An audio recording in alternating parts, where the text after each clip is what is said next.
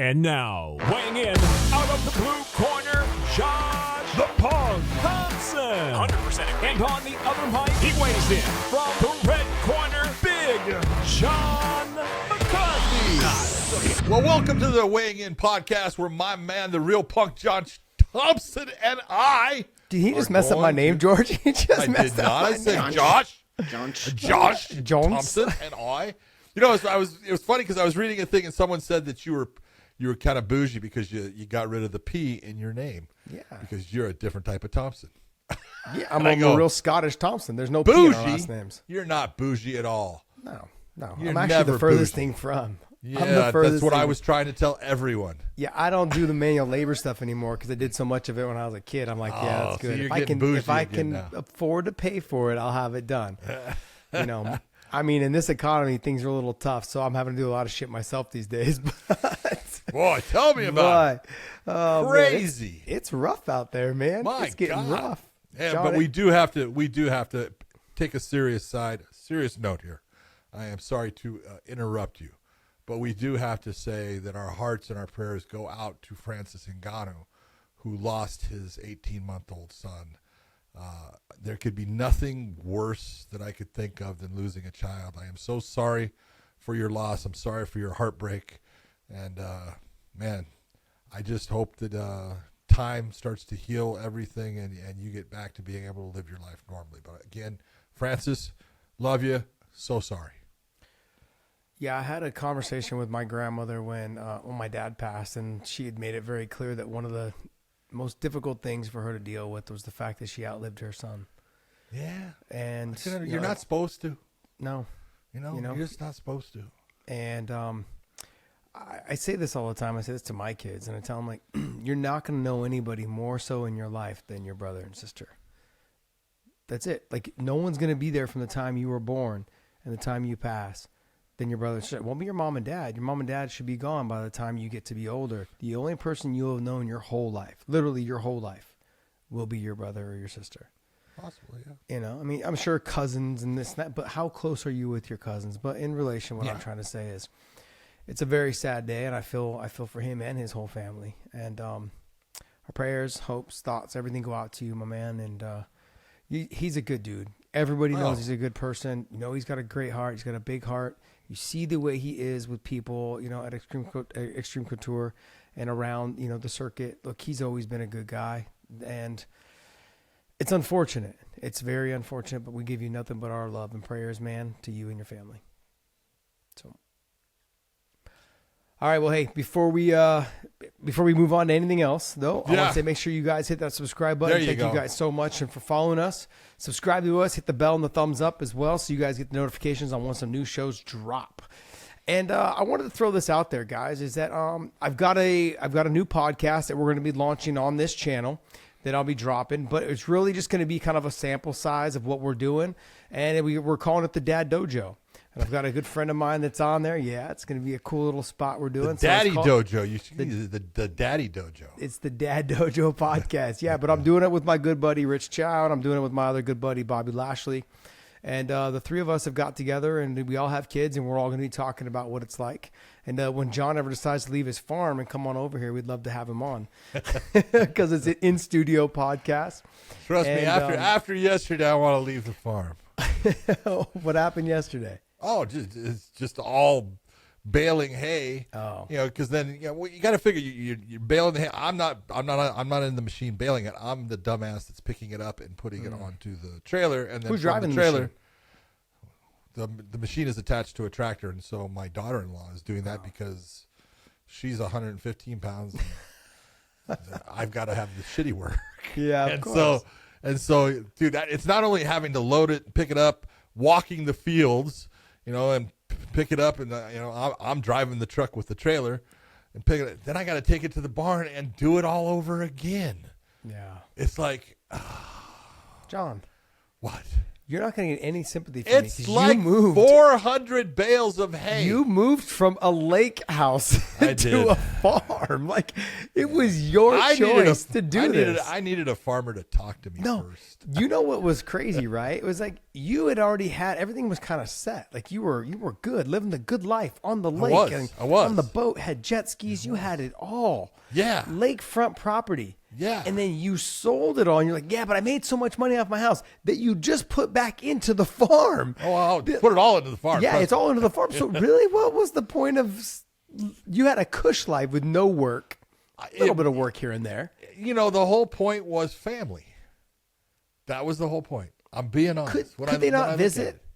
Yeah, they could visit, but that's not the point. Is I have what is called now a generational farm, where hopefully, we'll see. I'll be You're dead. hoping.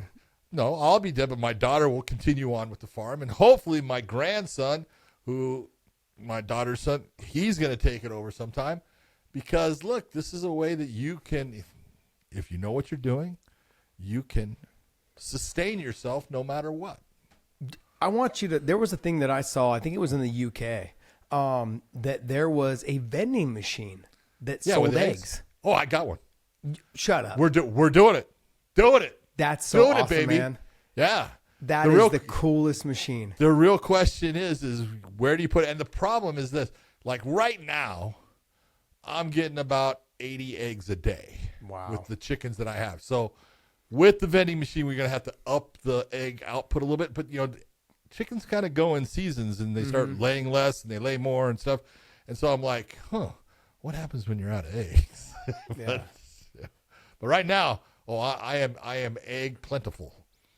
I mean, it's a good little thing they got. I mean, I saw the way it dispensed the eggs. Yeah, it's cool, isn't it? I mean, it's awesome, man. I mean, like I want to get into the egg vending machine. But see, the problem with it is then I got to drive to the damn vending machine and restock it all the time. It's once a day. No, it's a pain. It means I got to leave. I don't like leaving. I have to leave. Wouldn't it just be on the edge of your farm, like at the driveway, at the end of the driveway? Can't do that. That's how I saw. I saw someone had it at the end of their driveway because you can see their house in the background. I can't do that. I got other people that live around the area and stuff. They don't want to see a vending machine sticking out there, and I don't want to. I don't want to build a cover for it either. I want to stick it. I want to put it like where, there's a gas station or a hardware store or something like that. That doesn't make any sense. That makes total sense. You're there, dude. We need eggs. Boom. John, I don't want to have to drive to the gas station to refill it. I want to drive to the into the driveway and refill it. That's what makes sense. I don't want to refill it either. But John, I'm saying though is that once word gets out that you have a vending machine that gives out real eggs, and I don't want people coming up on my farm for the vending machine. They don't need to come on your farm. I don't want. I don't want driveway. word getting out that hey, it's down this road. No one needs to know it's your farm. I want them getting word it's right next to Domino's. Oh man. You're making it more difficult. No. I mean, wherever you put it, someone's going to take some of that profit. I don't want that. That's I want all okay. the profit. I'm okay with that. You are just horrible at business. I can see why I'm brought onto this. Like, you have no concept on how to wrap your head around business. Oh, I have a total concept. I'm just not great at it. Just not at all. You guys, I just want everyone to know this podcast is still going because of Josh Thomson.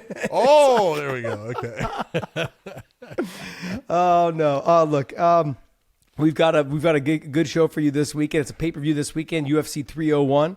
And you've got who is the main event on this card? You got Pantoja versus Usyk. Yeah. Good fights, good stuff. I mean, but John, it's a questionable. Yeah. Is this a pay-per-view? This is a pay-per-view, and that's no. Why But it's I'm asking you: is this a pay-per-view? You missed the question. No, you're right. I didn't take it the way that you put it out, but I look at this, and the UFC has put out some incredibly. Their last pay-per-view was the greatest pay-per-view you could ask for. Yeah. And so we always look and say, hey, the next, couple shows are not going to be, what do you expect? You got to. Oh, I expect. Well, when you're putting out money, yeah, you have to. It's just, I don't think that things have worked out for them as far as this show. They've had, it seems to be problems with who they're going to put onto it. The championship fight, it's a good championship fight as far as I like Pantoja. I like Usyk. I don't know if Usyk's experience is enough to keep him in the fight with Pantoja. I love the way the guy fights. I love the way that, he's got good stand-up. He's got power. He's confident. But Pantoja is a freaking on-fire fighter right now who has been fantastic for many years. He has experienced all kinds of things within the cage, so he's always in the position where he can adjust because he's been there, done that. I don't know if Usyk is the guy that has been there and done that the way that Pantoja is.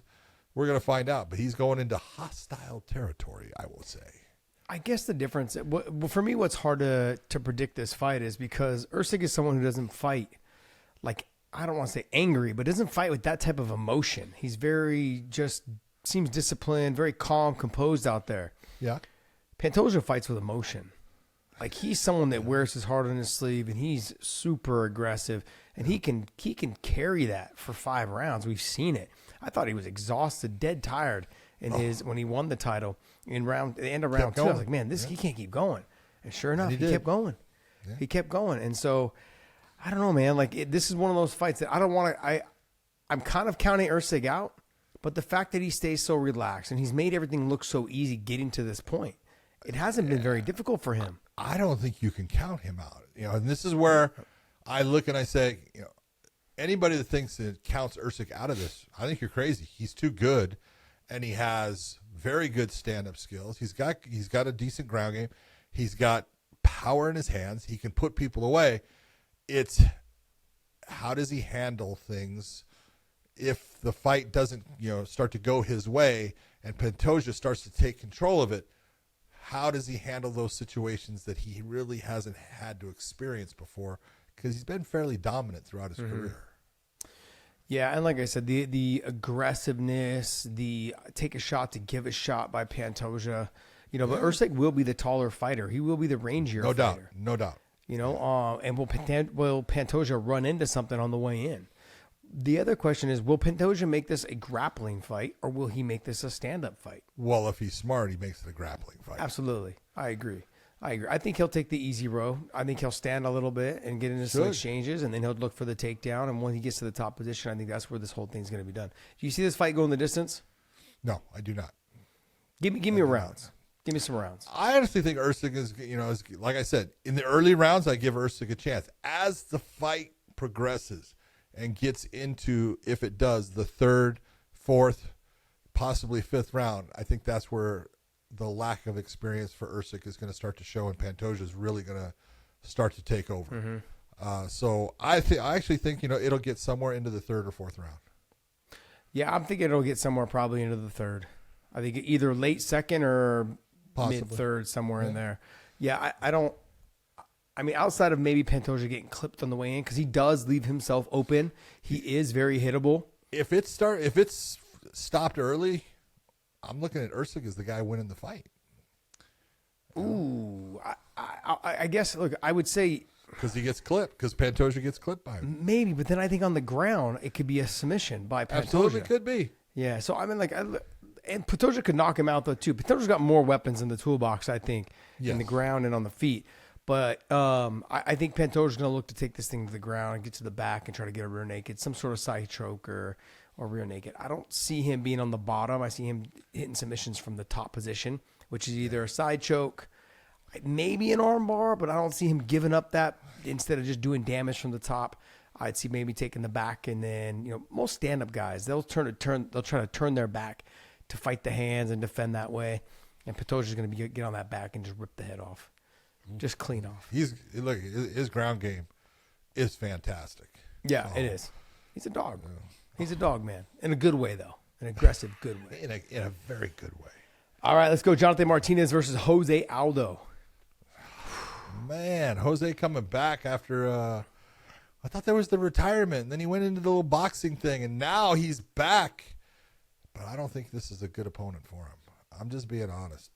The real difference here is how Jonathan Martinez handles the pressure of fighting someone like Jose Aldo in Brazil. Because, look, he's a legend there. He is absolutely going to have that crowd, 100% behind him. And it's a matter of Jonathan Martinez basically saying, hey, once all that announcement and everything and we start, it's just you and me, and that's all I have to worry about. And the leg kicks that Aldo used to throw are what makes Jonathan Martinez so good now. Jonathan Martinez throws beautiful kicks, and he continues to throw them throughout the fight. And it was, come on, Josh, you remember back when Aldo was, in the WEC, and even at, when he was first, the UFC champion, his leg kicks were devastating, and so fast and so well placed and so just had power. Jonathan Martinez has taken that little playbook and made it part of his own, style. And man, he's good with it. And he is tricky in the stand-up, and he understands range so well. I just look at it, obviously Aldo is still not that old, but he's of the point that he was out of MMA for a little bit, doing the boxing thing, but he was kind of like doing that before he even left, his training and everything. People were talking about how boxing centric it was. This is one of those ones I always look at and I go, the younger man who has been in tough situations, has come out, the better, on the better end of those tough situations, and has learned from them. Now he has the experience to deal with someone like an Aldo. So, again, I love Aldo, but I'm going to go with Jonathan Martinez in this fight. I'm high on Jonathan Martinez, extremely high on him. I look at him like how I looked at Tom Aspinall before, and I mean, there was a lot to be high on with Alex Pereira already because of his background. Kickboxing. Yeah, but I mean, for me, it was the Tom Aspinall, Jonathan Martinez. Like, it felt like those two guys coming up. I'm like, man, these guys, they've got something. They've really got it. Yeah. But in this fight, I think what the difference is going to be is, how is Jose Aldo going to come out? Will he kick? You don't know. And John, if he does kick, I think he wins this fight. If he starts off kicking and continues to kick, I think he wins this fight. All right. Let me ask you this. When you look at that, because I agree with you, look at his kicking is the difference maker in a lot of his wins and losses. Let's just be honest. But name me the fight that he had recently that he really went after kicks. What was his? Can you pull up? No, you can't. But the second. What was his last fight? Remember, he lost. He lost to Merab. So Merab. That was at the very end.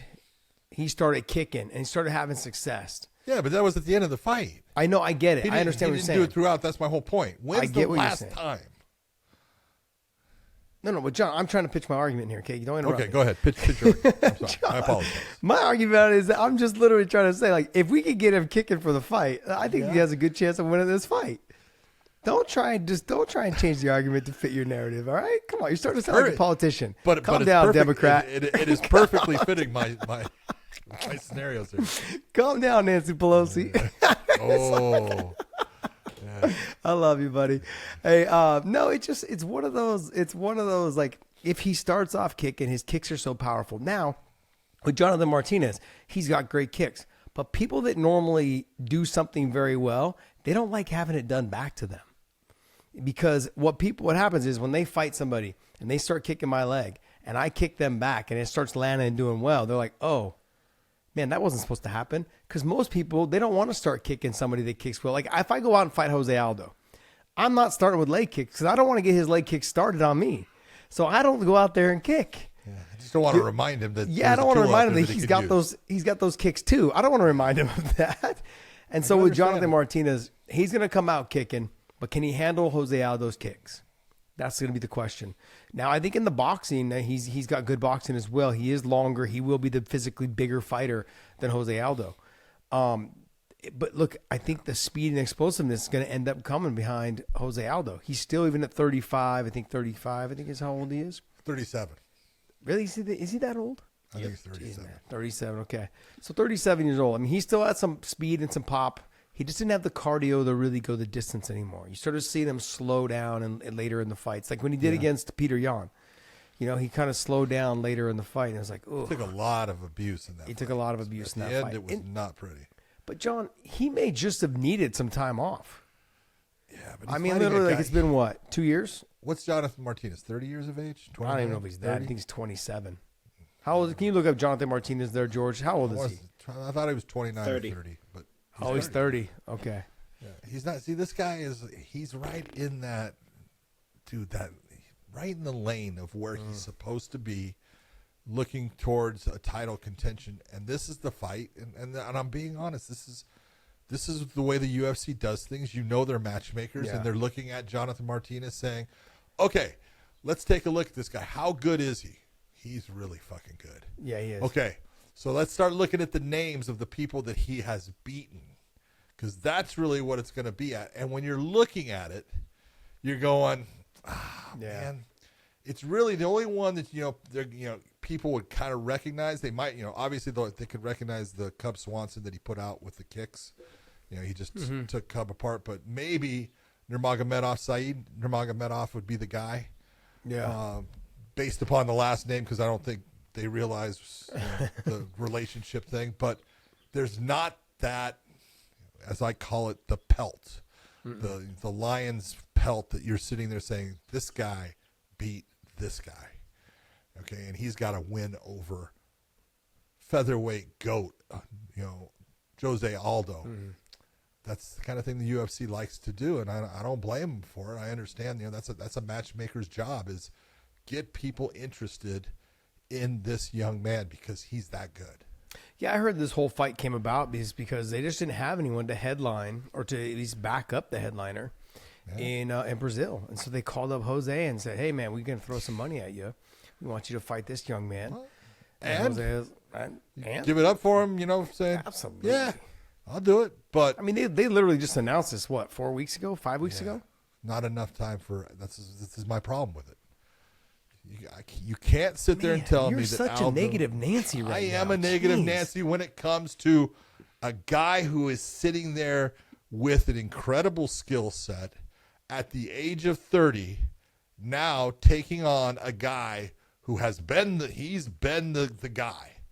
He has been to the very top of the mountain, but he has gone down from there, and he doesn't fight the same way. And now he's being pulled into a fight with not a full training camp. No faith in the old lion. What a betrayal. Total betrayal. Total betrayal. John, I'm gonna. If I see Jose Aldo come out kicking, I'm going with Jose Aldo. Okay. So if he comes out just in a boxing. So what you're trying to do is you're trying to be like your Nancy Pelosi, Adam Schiff characters, Wow. writing offensive bullshit. It's typical for those career politicians to try to skew my words and turn them around the other way. It's very common. It's very common. Oh man. Oh look. Don't take a side. Just I'm going to go right down the middle. I'm saying what it is. I'm saying if he comes out kicking, he's going to win this fight. If he doesn't come out kicking, it's over. It's over. Yeah, look, I'm hoping the best. I mean, I've got a lot of love for Jose Aldo, what he's done in his career, and he's been incredible. Man, he was one of my favorite fighters. Just watch. I was like, man, who's he going to destroy this time? Like I had when I watched him fight Cub Swanson, I was like, oh, this is gonna be a good fight. This is gonna be a good fight. Yeah, it was for 4 seconds. Yeah, I was like, what happened? This whole thing is done. And so, no, I'd like to see him, get this big win. It'd be great. Jonathan Martinez though is fantastic. If he wins as well, I'd cheer for him. I mean, I've got big hopes for Jonathan Martinez. I think he's going to end up being potentially the next champ. Yep. Not the next champ, but he'll end up being the champ. But he's right there. Yeah. I think he's going to be right there, especially with the win over Jose Aldo. He'll be right there. Yeah. So good for him. Good for him. All right, next fight. Oh, we got Anthony Smith coming back and taking on Victor Petrino, who has just been on fire in the UFC. He is, came out. You saw the opening of his debut fight where he's big, he's strong, he's got everything, but he got tired because adrenaline dump and everything. But from that point, he's had good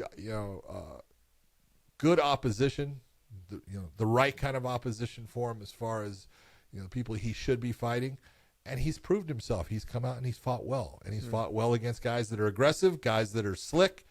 He's done it all. He can fight anywhere. He's got a good ground game. He's got a good stand-up game. I really am impressed by him. And in this fight, when you're looking at it, you're saying, all right, Anthony on the feet, Anthony can be really good, and he can be a technician, and he can be a sniper when he is focused on how to fight against his opponent. And then I've seen him get sloppy too. I've seen him where, he bites down when he shouldn't. He should continue to move. But he bites down to get into the little bit of the brawl. It's like, what are you doing? Anthony, that's not what you should be doing right now. But he does. He's got a good ground game. Anthony's got a good ground game. He can roll.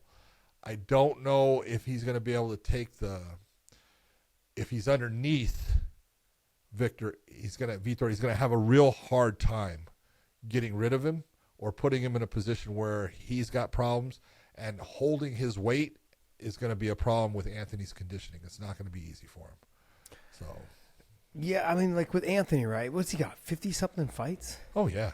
He's got like an obscene amount of fights. I was thinking to myself, like, man. He's fought everyone. The miles on him, Strike Force, was he in Bellator? Yes. God, he's been everywhere. He was in man. Strike Force. He fought. Strike Force. I did his fight against Roger Gracie. Yeah. Going all the way back to that. I mean, he's fought, a who's who. He's fought, obviously, in the UFC, fought Shogun Hua. He fought John Joe. He's fought frickin' the who's who throughout his career, and take a look at, he fought, Hector Lombard fought, I think Glover Teixeira. Boom. That fight with Glover, that's the one that got Glover the frickin' a championship run again. And so, but, he's got, wins against Rashad Evans. You remember his fight against Rashad? He puts Rashad out. It's like, damn. Yeah, he's fought everybody, man. He's been around for a long time. He's fought everyone. He does a great job commentary. He breaks down his information, and I look at him now, like, is he kind of just, he knows there's probably, maybe he's thinking there's another title run in the books. I mean, this is not a stacked division, John. Is he thinking there's a title run though? I don't know. I mean, or is he looking like the UFC's looking to use him as a stepping stone for the young man who's 11-0?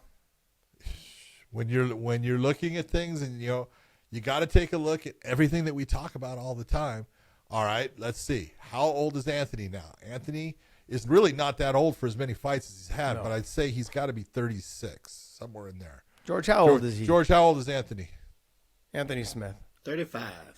35. Jeez, okay. 56 fights, too. 56 damn fights. You use a calculator for that math? I use my fingers and toes. Your fingers and toes? All right. That's the way to do it, baby. Yeah, it's a lot of fights, John. I mean, look, you start wearing the mileage a little bit. You get in there, and it's like all of a sudden, man, I'm doing it again.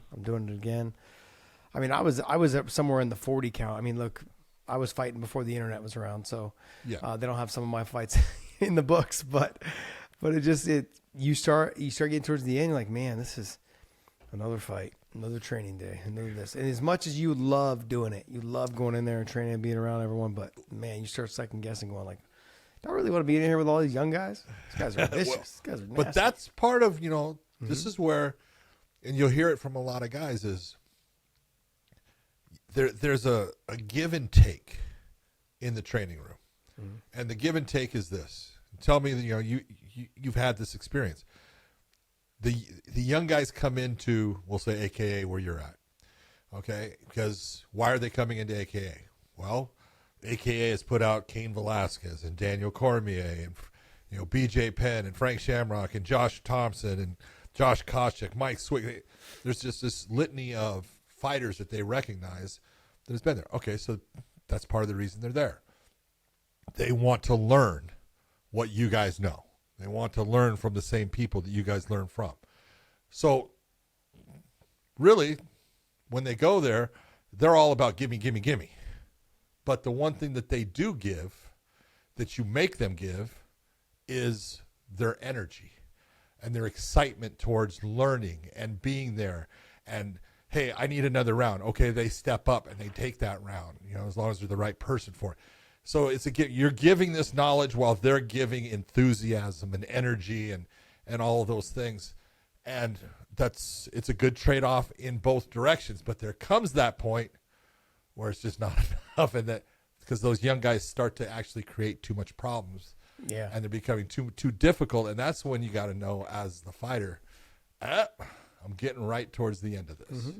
Yeah, because the people that did not give you a problem before, They're starting to give you a problem because they're getting better, and that's the way it's supposed to be. But that's just the way this entire thing works. Yeah, like I mean, you can use some of your craftiness to get around it, you know, and also too when the bright lights turn on, we know that there's a difference. There's a different That's a real result. fight. Yeah, it's a real fight. Yeah. So you know that was something you have to learn to take away from each training day. Is someone so got the better of me today? He could be a fucking amateur. Doesn't matter. I mean, John, I got taken down by some amateurs. I'm like, how in the fuck did I lose this fucking takedown of that guy? No, you got taken down by me, man. What are you talking about? You fell on me, okay? You fell. That was it. You tripped and fell. I got stuck underneath. Is that what it was? Okay. That's all it was. Right, I got the good. video footage. I just won't release it until it's time. I got the receipts, as they would like to say. I got the receipts. There you go. Yeah. I don't know. It's one of those things where Anthony Smith has all the talent and the ability. You got to see which one shows up. The one that can keep it on the feet, movement, stick and move, uses technique. You know, or the one that gets on, maybe takes it, shoots a takedown. Now, at this age, look, in that many fights, it would not be a bad thing if he does shoot a takedown. Yeah. If he could be in the top position, and this is where you look at this matchup, and I talk about, look, experience. Anthony has been that guy who has been in there and done it with everyone. And he's learned all these different things, and he's got all that sitting in that tool box that he has where Vitor doesn't. He has been fairly dominant through 11, 12 fights now, and he hasn't been tested in all those areas. And if Anthony goes out and starts to put him into those areas, that's when all that confidence starts to wane, and it starts to go away, and it's like, ooh, why is this different? Why can't I stop this? That's a perfect thing for Anthony to do. No, I agree. But you say it wouldn't be bad for him to shoot. I agree it wouldn't be bad for him to shoot. But how often does he practice his wrestling as he gets older? And how much more fatigue is that going to set in if you're striking out there with a young buck who is not going to get tired or as tired as you possibly if you keep shooting? There's a lot of things that go through older fighters' minds. Like, can I keep doing this? Can I keep this pace?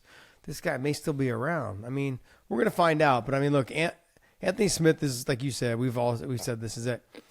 He's someone that can take it anywhere if he wants. It just matters which one shows up that night to get it done. That's really what it's going to. Because when you go back to the Glover Teixeira fight, he whooped Glover's ass that first round. Oh, yeah. He beat the crap out of him until probably the last 30 seconds of the first round. Couldn't get rid of him. Yeah, he couldn't get rid of him, and he was exhausted. And once he gassed, he couldn't get it back.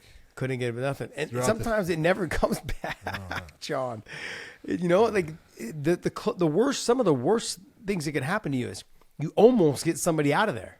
Oh, yeah. It's so weird how that person's able to kind of survive the beating you put on them, and they feel like they got better cardio than you after you've done blowing your wad all over trying to get it done. You can't get it done, and next thing you know, you're exhausted. You just can't keep your hands up, and mentally, I think it just wears on you. So we're gonna find out, though. That's why we fight the fight, my man. Next fight. Oh my goodness, this is one. He looked fantastic in his last fight. I love the fact that he's at 185. Miguel Pereira against Ihor Porteria. This is one where Porteria just had a good fight. Miguel just had a fantastic showing in his last one. I mean, this is a great matchup. I actually am very interested in this fight, and I want to see if Pereira can do the same thing in this fight. Now, he doesn't have to get rid of him as fast, but if he can do the same thing, because look, the last guy he fought was Olechuk, from Poland, and Olechuk is tough. Mm-hmm. He's good, and he has proved himself to be a good fighter, and he walked through him. He walked through him. He kind of clipped him, though, and got him in some trouble. I get you're saying he's walked through, but we can all be caught at some point. Yeah, absolutely. But, I mean, it was a first round, and that was one you look and you go, I thought that was going to be a good matchup. And Igor's done. He had the fight with Shogun that was like, the go-away fight. Mm-hmm. Wasn't something I wanted to see, but I just look at it. He's tough, but Pereira he's figured things out. He was doing all that showboating stuff before, and the backflips and everything and all that. Hey, that's all great, but it burns energy, in great volumes, and it doesn't get you anywhere in the fight. Yeah. You got to just be able to, use that speed and that power and everything that you have and put good shots on people, and that's how people will recognize you as a good fighter, and he's got that now. I think this is a good matchup for him. No, I agree. Man, can you imagine, though, like how tough you have to be going through your life with the name Ihor? Like, you better be tough. You better. Otherwise, isn't the donkey on Winnie the Pooh. Winnie the Pooh? Isn't his name Eeyore? That's Eeyore. Eeyore. Yeah, is it the same thing? Isn't it spelled the same way? Not spelled the same, but basically It's the not. same. Basically the same, yeah. I Same, think, but I different. think Eeyore is EHOR or something. I don't know. One's a cartoon. Okay. Yeah, that's true. Same, but different. He's got a tail that's pinned on. Now, Come on. I mean, Pajeda looks good at 185. I think the He weight looks cut. great. We're gonna find out. Even though it was an early finish last fight for him, how does he react as the second and the third round happens? And Ihor is good. He's talented. He's someone that can get after. He's gonna be a little bit over aggressive. The two of them will come in pretty aggressive in this fight. I think it's gonna be fun for the fans. We're gonna find out. So you think he's gonna go the distance? I don't think so. I don't think so. No. I don't think so. John, this is one of those cards where we're talking about it, but if I'm going through here, let me see here. The next fight too, same thing. I don't think that fight's gonna go the distance either. Ihor, Michelle Pajeda, I don't think it's gonna go the distance. Anthony Smith and Vitor Petrino, I don't think it's gonna go the distance. Jose Aldo and Jonathan Martinez, I don't think it's gonna go the distance. Pantoja and Usyk, I don't think it's gonna go the distance. Okay. So we're talking about, sure, it's a pay-per-view fight, but is like when we say it's a great pay-per-view fight, do we want to see a bunch of finishes or do we want to see competitive fights? Well, I always want to see. Well, when you say I want to see both, but when you say do I want to see finishes? Yes, I always want to see finishes because I want to keep the judges out of there. I want to make sure that the fighters are the ones that are coming up with the actual results of the fight by their actions. But I want them to be competitive. I don't want one-sided beatdowns. I don't enjoy watching a one-sided beatdown. This card likely can be that way though. Yeah, you may see some highlight reels, and that's kind of strange for a pay-per-view though. Yeah. Normally you see that on the Apex fights or people that are trying to kind of build up, so you get the action pack, a little bit more one-sided. That's kind of strange for a pay-per-view. Next fight, Paul Craig versus how do you say his first name? Kyle Bahayo. He's good. Bahalo? Is it Bahalo? Bahayo. Okay. That's what I've been told. Bahayo. Kid's tough. He's super athletic. Athletic. Big balls. He will throw down. He's fun to watch, man. I'm excited to watch him fight. Ever since he stepped in the cage the first time, I was like, oh, this kid's good. This kid's aggressive. This kid, he's got a good look to him too. I'm sorry, but every time, I know, man. I always look at. I'm sorry, I don't know what it is. No homo, but it really comes down to the fact that I look at it and I go, man, if you are someone that looks good or you have a marketing promotions look at that. They're like that. These guys can be pushed. Cody Garbrandt, neck tattoo, good look to him, fights aggressively, big power. Okay, let me put some money behind this dude. You know what I mean? There's certain guys that they push a little bit harder. This guy, neck tattoo, good build, good look. Fights his ass off. Fun to watch fight. I don't know. I feel like this fight is a tailor-made fight for him too against Paul Craig. Well, if you're going to look at it, you got to look at the stand-up. Definitely goes to Bahayo. He's the better overall stand-up fighter. He's got better kicks. He's got better stand-up. The ground, he I'm not going to say that he's better than Paul. I think Paul's really good at forcing people into flowing into his submissions.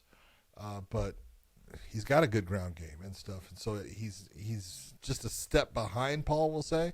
So overall, going into the whole thing, Paul's got to try to get him down. Paul's got to be, probably in the top position. I mean, he can pull off submissions from underneath, but I think Bahayo's got enough, experience, knowledge, and skill on the ground that ain't going to happen. So I don't know. I look at it. This is a tough fight for Paul Craig. I would like to see him go probably back up to 205. I mean, I thought he looked good his first fight at 185. What's that? You think he's cutting too much? I think he's cutting too much. I think also, too, it starts messing with you mentally. When you cut so much weight, you wonder, can I get through a full 3 rounds hard? We saw in his last fight, it's just Once the takedowns weren't happening, he's trying to just kind of fall into his butt, taking some big shots. And him, even when he was at 205, his defense from the bottom is atrocious. Dude, as far as atrocious, man. His ability to stop ground and pound is non-existent. He gets blasted. No idea what he's doing down there. Blasted. I mean, it's like, dude, his head is bouncing off of the canvas, and you're looking and going, oh, my God. But you got to look, his last loss was against Brendan Allen. Brendan's been on a hot streak. Oh, he's tough. And Brendan's got a very good ground game. So I think that, people were expecting Brendan to be worried about Paul Craig's. I think he respected his ground game. He's like, I'm good there too. I'm not worried about it. No, I understand. I think Bahalo though he's someone that on the feet will he be able to stop Paul Craig's like weird like they're not orthodox like style takedowns. Like he kind of tries to get to the single leg and the body lock, and then he can't really get it. He just kind of flops down. He tries to drag you down versus take you down. Yes. And in trying to do that, it just you end up on the bottom all the time. So if Bahalo can end up just sitting over the top of him, land one or two good shots, and if they land clean, go ahead and follow up. If they don't, just back out. Let's go ahead and re-enter again. And let's just see if you can get another takedown, if you can get it to a takedown on me. If you fight those guys, we talked about this on the last show. When guys have to chase takedown after takedown, it just starts wearing on them physically as well as mentally, and you start questioning whether you can get there or not. Yeah, doesn't matter how good a shape you're in. You start second guessing. Like if I keep chasing this, what's going to happen if I don't get it? True. And it's a shitty situation to be in. You better have some damn good cardio. And you know what's weird, John, to me? Is when you have top level world class. Like I look at Paul Craig, he's got some world class jiu-jitsu. Oh, he's fantastic. Why is it you can't wrestle for shit? Because he hasn't put in probably, I say half the time, but probably not 1/10 the time into the wrestling realm of things that he has into his jiu-jitsu thing. And I can't say that's true for sure. But Josh, when you look at it, jiu-jitsu's fun. It's fun. Whether it's with a gi or without a gi, it's fun. You go on the mat, you guys slap hands. You might be in the stand-up, and you go for the takedown. Boom, guy gets the takedown, and you just start rolling and flowing. If you want to start on the knees, you start on the knees. Boom, you slap hands, you go, start going, rolling, flowing. Wrestling is not fun. It's work. It is absolute work because it's the way the sport is set up. 6 minutes of time, you are in a sprint. Let's be honest. You're in a damn sprint. When a guy's shooting on you, you're sprawl. Everything is just as explosive as you can make it. So when you're talking about which one's funner to train, there's no doubt. One's hard work, and it's like, can you get him in there to do that hard work? I'm sure he's done it. But it's not something that people just automatically go, oh, this is fun. I'm going to go back to it. You know what? Two of the most fun things to do in life, right? Yeah, well, I know what one of them is. Yeah, one's having sex, and the other one's winning, which means you're having Boom. sex. Okay, so the two of them are pretty much together. Like if I'm having sex, that means I'm winning, right? I'm winning. There you go. And if I'm winning, I'm probably having sex. I won for the moment at least. You know what I mean? Like. So to me, it's more fun to win. So get your ass into the wrestling room. I said the same thing about like Yanni Yaya, same thing. Yeah. Like him, same thing. Who else? There was another fighter that we were just talking about. Mackenzie Dern. Can I get some wrestling, please? Please. Give me with your level of jiu-jitsu. Can I get a little bit of wrestling? Yeah. I look at people like with Misha Tate. She could wrestle. She had some wrestling. Her grappling. Yeah. Misha started off as a wrestler, though. Yes, she did. So. Yep. And so like she was able to, and then it served her well throughout her career. Exactly. So I get so frustrated when I see someone who all they are is they bring such top level jiu-jitsu. You know who made the adjustment was Damian Maia. Oh my God. He shaped the wrestling, mixed in with his jiu-jitsu, and then he added in a little bit of stand-up to make it enough threat to where he could get in deep enough on the takedowns. Do you remember his first couple fights in the UFC? Yeah. I mean, first one was against Chael. Where he lateral dropped Chael. against the fence. It was so great. I mean, It was exactly what I was. Holy shit! And it was like because his fight before, I want to say it was it Nate Quarry? Nate, and he does a beautiful sweep on Nate to get to the top position, but he would drop into half guard to start to work, his sweeps on him and stuff. And it was like, man, if you could wrestle, and he went and learned how to wrestle. He became damn good with it. So, yeah. I mean, look, if you're throwing Chael Sonnen, like as much as people don't realize, Chael was a damn good wrestler. Chael could wrestle. He could wrestle, man. Chael you could can't wrestle. take anything away from that guy. Look, you can take a look at what he did to Anderson, but let's not even get Anderson was not a top-tier wrestler. What he did to some of the best guys, the way he flung Trevor Prang around. Trevor Prang was on the Olympic alternate Trevor team. was a good wrestler himself. I mean, you take a for look South at- Africa. Yeah. And he was a runner-up in JUCOs. He could fucking wrestle. Trevor could. And Chael was just that next step of chain wrestling. I watched that dude shoot a single to a double to an inside trip, all in like a quick second-long sequence. I was like, holy cow. It was masterful. Dude, Don't ever tell Chael I said this about him because, man, that guy no. could wrestle. His head's already big enough, and I love the know. dude to death. Yeah. But damn, that dude could wrestle. He was slick and smooth. He could.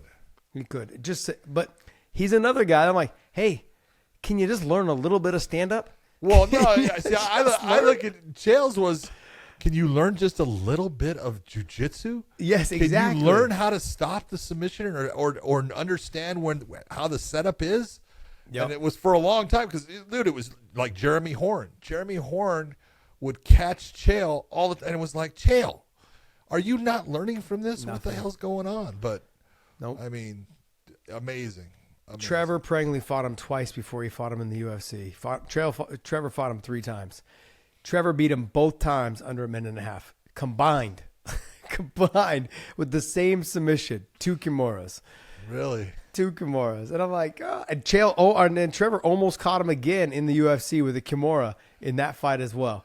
I was like, we're going to get it. We're going to get it. And then after that, no bueno. No mas. No more. No, boy. All right, let's go ahead and go into the prelims a little bit. We're going to touch base a little bit on what fights here stand out to you on Jack Shore and That's a great fight. Brito? I think that is one of the best fights on the card. I think Joe Anderson Brito against Jack Shore is just a great matchup. Both those guys are fighting really well right now. Yep. I mean, Brito he's got good stand up. He gets a little crazy in the stand up and starts to throw a little too hard and overextends at times. But, he's had some nice wins. He had that ninja choke against Jonathan Pierce that was beautifully done. And he's just had some great wins. He had the win against Andre Fili. I mean, he's good and he's fun to watch. And Jack Shore is the same thing. You look at Jack Shore, he's only had one setback in his career. That was in the UFC, and that wasn't that long ago. I think it was Ricky Simone who got him with the arm triangle. But other than that, he's been fantastic, and he's just a gamer too. I think this is going to be fight of the night. Jack Shore came in with so much hype around him. Oh, yeah. And I just feel like it's That's all not easy. Yeah, I know, but it's all kind of like petered out. It's like there's not a whole lot of talk around him anymore. And I wonder why. Because he's a talented fighter. He's a real good fighter. Dude, he's 17-1. I know. That's why I don't understand. Like, all of a sudden, he loses the fight, and now everyone's like, oh, okay, it was all just hype, whatever it is. Yeah, but look I don't who know he what it is. lost People to. aren't- I get it. I mean, You got to say that, difficult people to fight. Ricky Simone is right up there at the top. The son-bitch can wrestle his ass off. Ricky don't like me, so I can't say much. I don't want to sound too biased. That's He okay, doesn't like me. but he can wrestle his ass off. He's got incredible endurance. His stand-up has gotten way better. Colin Oyama's done a great job with him in his stand-up. He's a bitch to fight. So No, he is. He is. I give him a lot of credit, man. I know he had some choice words for me when I asked him if he was going to fight Umar. He didn't like that, so he went off of me. He's like, wasn't he attacked me. scheduled to fight Umar once? I think? No, there was talk that he was he took another fight with somebody else apparently, and so Umar said some things, and I was like, hey, why don't you just tell your agent or whoever, why don't you just fight Umar? He's like, why would I fight him? I'd be going down, and I'm like, that's the problem. That's the problem. Everyone always asks why the Dagestanis get to go pushing forward. I said, because no one will fight him, so they have no choice but to put him up in the rankings. When you have, what are you going to do? And it doesn't just go for them. It just happens to be that there's more frequent of them that end up getting passed by. People don't want to fight them. Well, I know that Jack Shore was scheduled to fight Umar at one point, and I know it got canceled. Jack Shore and Umar were supposed to fight. Oh, that would have been a good fight. Would have been a good fight. Good fight. But there's a big fight coming up. Out of the for, question Umar now, I coming think up. Umar's got Mr. Sanhagen's. I think that fight will be announced. We will see. I think it'll be announced soon. I mean, they haven't officially announced, but I think everyone's talking about it. So we'll see what that date is. That's a good one. What other fights on here? Is there another fight on here you want to talk about? Is there one on early prelims? Yeah, I've got to sit there and I got to put it out for my man, Mr. Vince Pichel is still in the game. He's up there in age because he came out of my gym. He was one of my maybes, and we decided to stick with him. He's 41 years of age right now, but he's taking on Boheme, and that's going to be a tough fight for him. That's not easy. He was supposed to fight Bonfim. Where the hell was it? I can't remember, but it got canceled because Bonfim did not make weight. And so we'll see if Mr. Bonfim makes weight. And this one, Bonfim has got I think a win and a loss in the UFC. He's sitting 1-1. He lost to he beat Terrence McKinney, and then he lost to Benoit Saint-Denis. Benoit Saint-Denis, thank you. Yeah, and that was a rear naked choke to him in the first round. So, look, the one thing I will tell you, I think he's super talented. He is good, and he's a handful. But Vince Pichel is a crazy sumbitch who doesn't get hurt really very often. He just keeps coming forward. He's not super fast. His ground game is way better than people give him credit for. And if he ends up on top of Bonfim, look out. He will pound him into the canvas. So, Bonfim's got a brother. Isn't his brother still undefeated? I believe so, yes. Yeah, so this brother here, Ishmael, is the one. He's got 4 losses. But, man, he's fun to watch. He's got 4 losses or 1 loss? It says 4 right here, 19-4. Really? I thought he only had 1 also. Yeah. Does he have 4 losses there, George? Was that what you're seeing? Maybe it's 1 in the UFC. Maybe it's 1 in the UFC. 1 in the UFC. Yeah, and his brother, though, is the other Bonfim. Yeah, he's undefeated. He's undefeated, isn't he? You look that up for us, George? There's 2 Bonfims. Yes, there is. But yeah, I mean, like, I look at Pichel. Pichel, he, like you said, he's a dog. Yeah. But John, there's a lot of. Go ahead. 15-1 is the brother, Gabriel. Oh, who'd he lose to? He lost his last fight to Nick Dalby. That's right. Oh, yes, that's right. Yeah, I remember watching right. it. The Viking, Mr. Dalby, Nicholas Dalby is dude. He's fun to watch. Yeah, he's the one that had the fight stop against Ross Houston when there was too much blood. Too much blood. And there was because the promoter had a vinyl mat and they're slipping and sliding in the blood, and Mark Goddard just stopped the fight. Said these guys can't fight in this, and it was a draw. It's like, oh my god. John Fitch had a fight like that in the World Series of Fighting. I think it was like their last fight in World Series of Fighting. Yeah, their last fight. Anyways, but they had it at Daytona, and I was out there in Daytona, and man, it was so nasty. One of the guys was fighting earlier in the night, slipped around, tore his knee out. Yeah, really? It was nasty. It was so nasty. It was raining outside because it was out there by the track. So it was a wet mat. Yes, well, it wasn't blood. No, Okay. It wasn't. I mean, I'm sure there was some blood on it too, but it was a wet mat. It was raining. They didn't have a cover, and yeah, it was a shit show, man.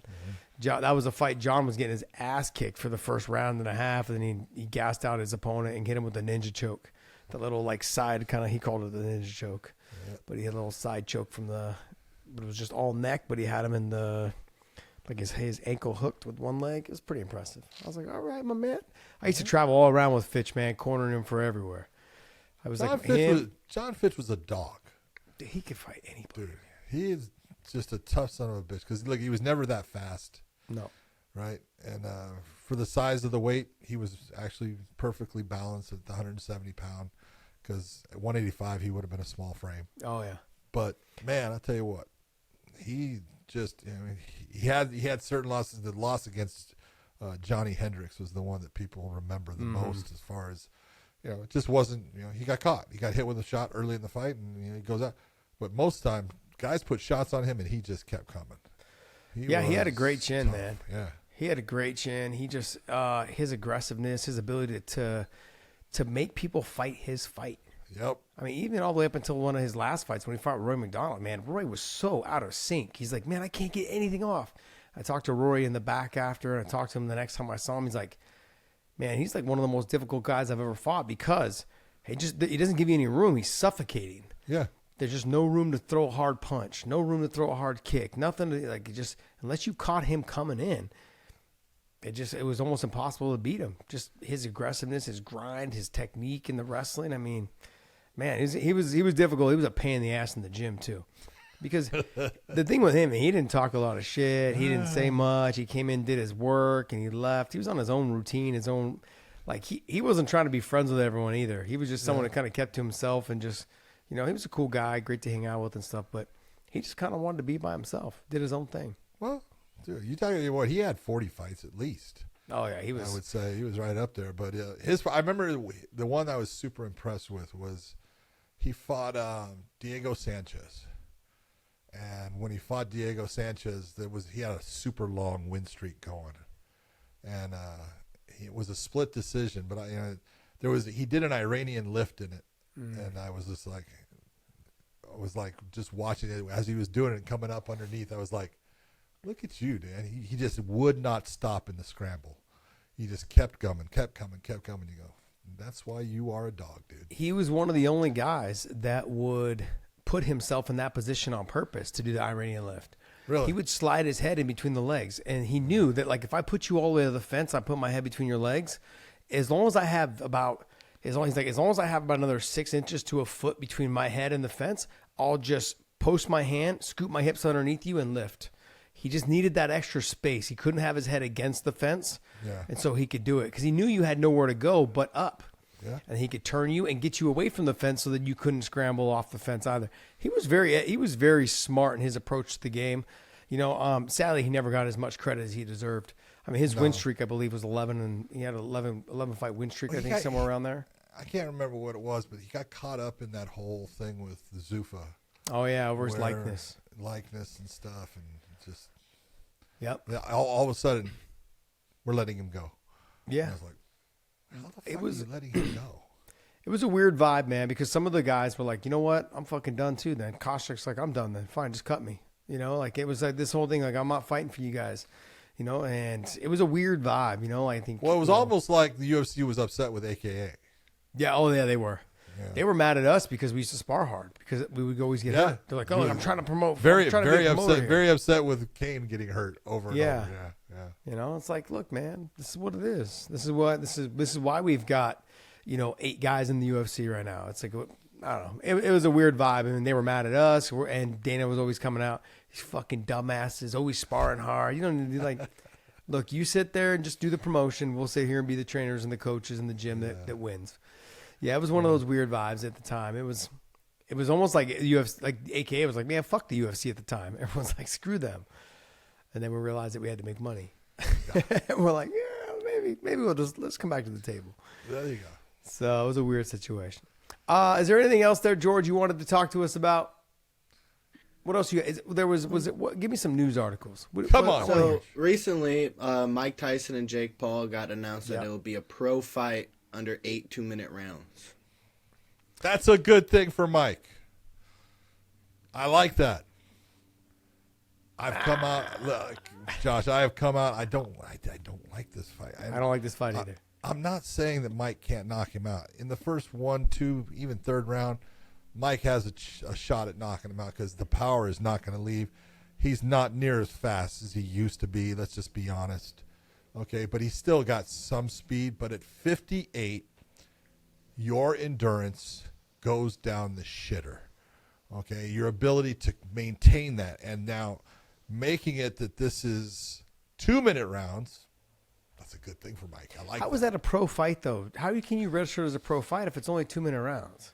I'm not following this. And aren't they using bigger gloves? Like, yes, 14-ounce gloves. So 14-ounce gloves. I mean, this is – and look, I don't want Mike to get hurt either. And I also think Mike has a good chance of knocking him out in the first 3 rounds. Yep. And I do agree with you that I think it is more beneficial to Mike Tyson to have 2-minute rounds and get more rest in between, get your breath. So I'm all for it. So we're all for it. I understand that because I want to see Mike Tyson win this fight. Yes.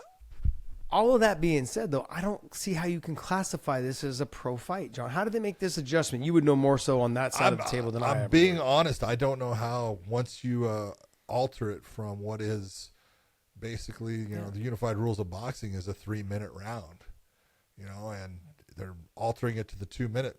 I don't know. I to sit there and say, they can't say it's under the unified rules based upon the time, but I think it's in Texas. Yep. And Texas can put it in their rules where we allow a professional fight to be 2 minutes because they do have like bare knuckle boxing and things like that are 2-minute rounds.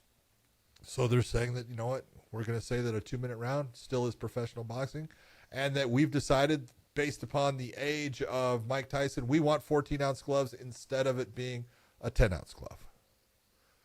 Okay. Look, I live here in Texas, but you're making up rules. Man, y'all's commission needs some work. You guys need some work. Well, I'd like to say some help is coming, but I don't even know if I want to put my toe in that water. You remember when I told you don't want to come out and I say, know, hey, John. Here, I want you to see that. You got to stop. No, John. What they need to do is they got to. I don't know, man. There's a lot of things I could say they could do, but I would like to invite them all out to Extreme Couture July 26th through 28th. Oh, there you go. Have them sign up at MMAreferee.com. My boy Keto George, look at him, man. He's just putting them all in place. Saying, just come on out and learn something. That's the way, George. That's it. You tell him, baby.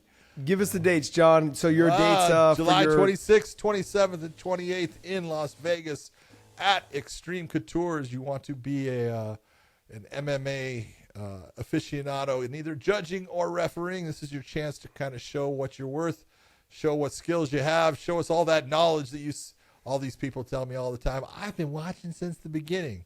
Yeah. And they know nothing. But it's all good.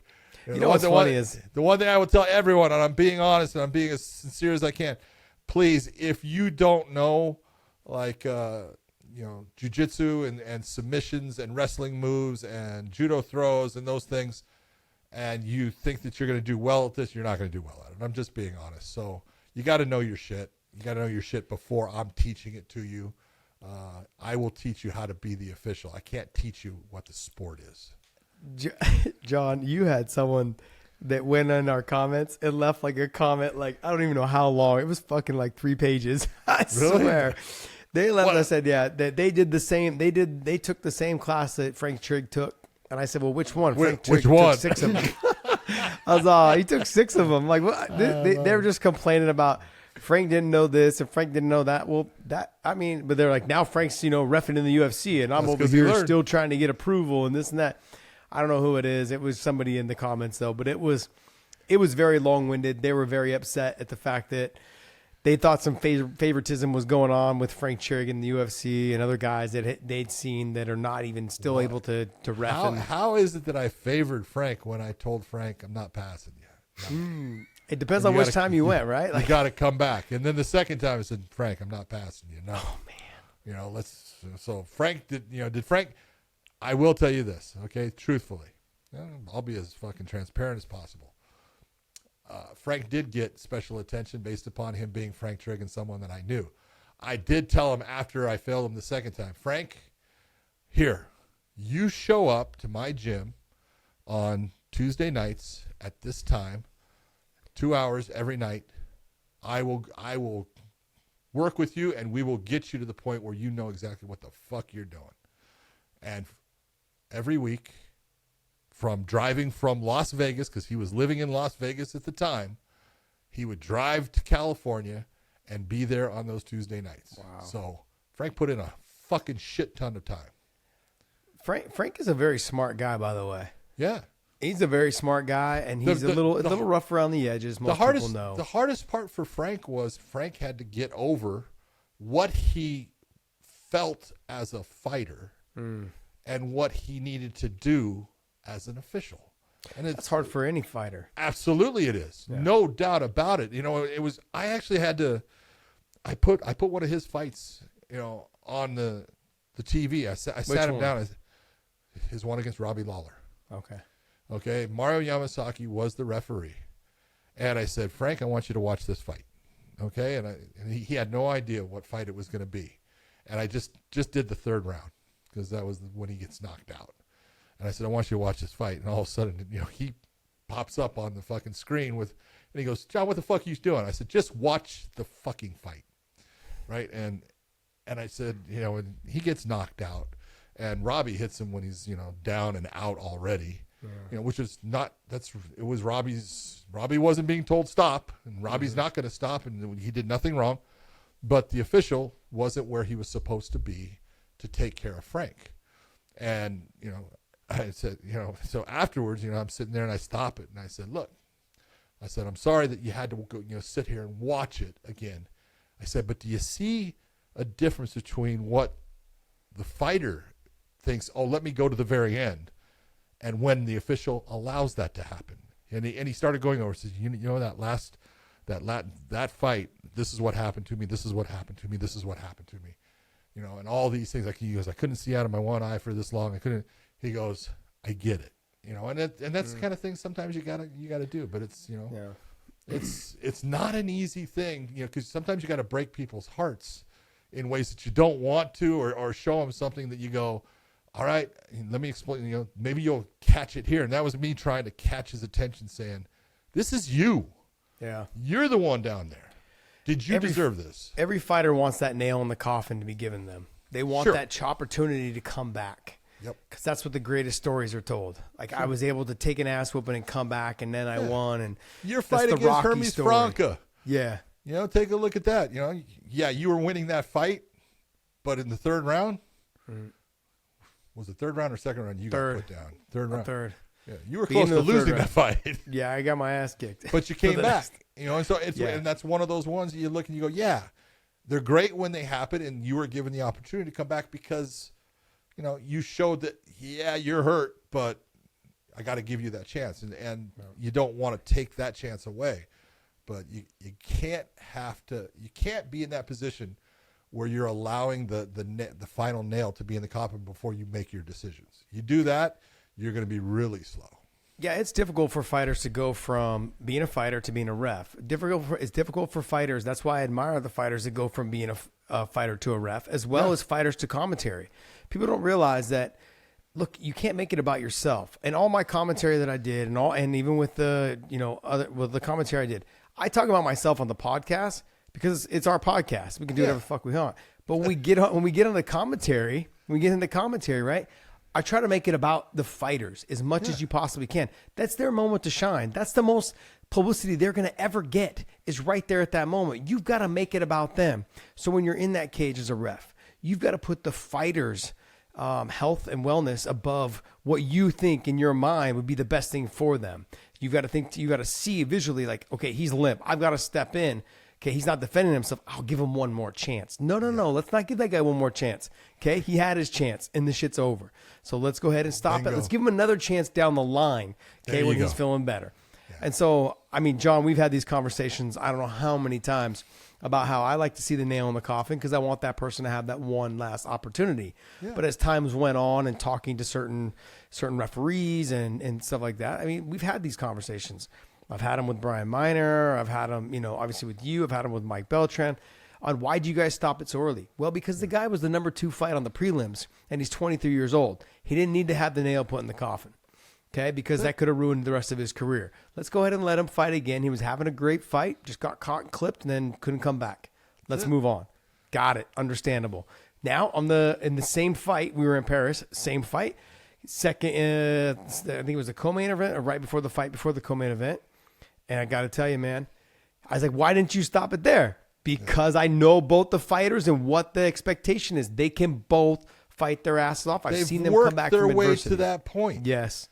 They deserve the respect to come back. This is where, I've had too many referees, sit there and I've gotten into arguments with, well, let's see, they'll come out and they'll be doing an interview and they'll say, you referee every fight the same way. And it's like, if you do, you suck.